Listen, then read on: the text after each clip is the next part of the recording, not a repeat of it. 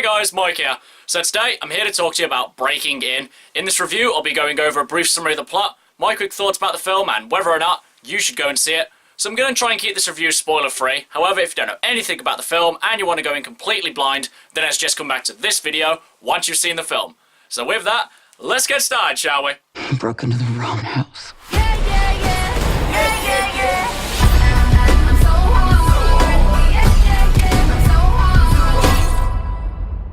So Breaking In stars Gabrielle Union as Sean Russell. You may know her from Bad Boys 2 and 10 Things I Hate About You. In Breaking In, her father has just died and she must go up to her father's secluded estate to try and sell it. Whilst up there, the house is broken into by 4 intruders, and she must do what she can to try and save her children from these people.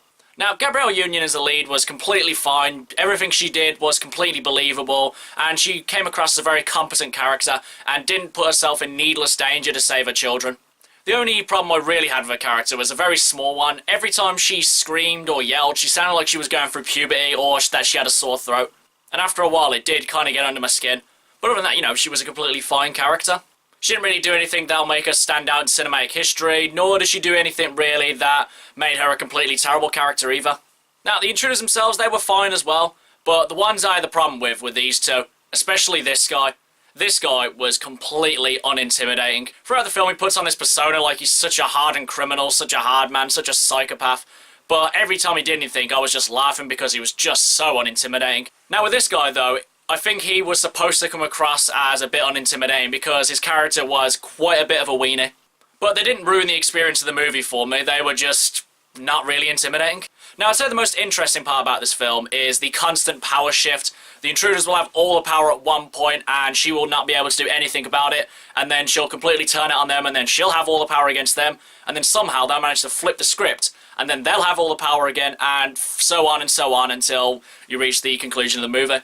I mean, that was definitely something that I didn't expect from this movie. I expected it to just be that she would just be constantly struggling to kind of get an upper hand on these people. Now, I will say this, that it did seem like a lot of the decisions that the characters were making were just in the service of making the story go on a little longer. I mean, they do this one thing where you're just there like, yeah, if you just kind of ran away now, you could just get away. But instead they decide to stay in the house and just carry on.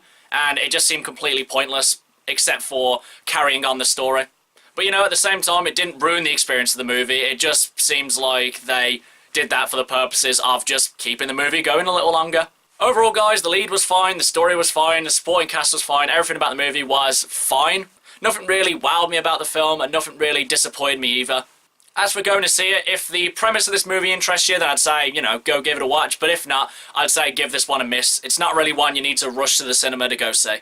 Okay guys, that's my quick review of Breaking In. If you've seen it, what did you think about it? And what's your favourite movie where people break into someone's house? Whatever it is, drop it in the comments below. And until next time, I've been Michael. See ya!